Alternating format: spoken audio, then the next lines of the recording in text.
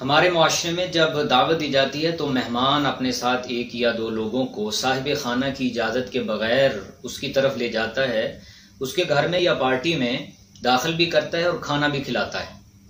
یہ انتہائی قبیح فعل ہے۔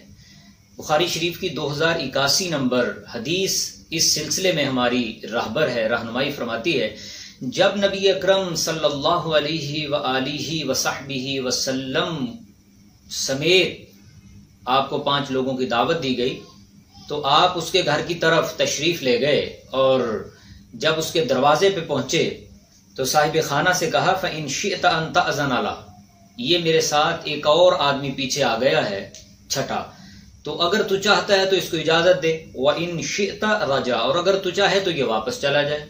تو اس نے اس کو اجازت دے دی۔ اس حدیث سے چند مسائل معلوم ہوئے۔ نمبر 1، جس کو دعوت دی جائے وہ اپنے ساتھ کسی اور کو، 1 یا 2 لوگوں کو یا 3 کو وہ لے کر نہ جائے، اور اگر وہ آ جائیں تو صاحب خانہ کی اجازت کے بغیر اس کے گھر میں ان کو داخل نہ کرے۔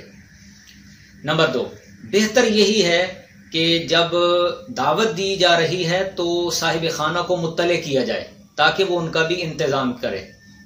اسی حدیث سے یہ مسئلہ بھی شارحین حدیث نے لکھا ہے کہ جب آپ دسترخوان پہ بیٹھے ہیں تو اور مہمان آ گیا تو صاحب خانہ اگر چاہے تو اس کو کھانے کی آفر کرے، مہمان اس کو کھانے کی آفر نہ کرے، کیونکہ مہمان اس کے کھانے کا مالک نہیں ہے، مالک اجازت دے سکتا ہے۔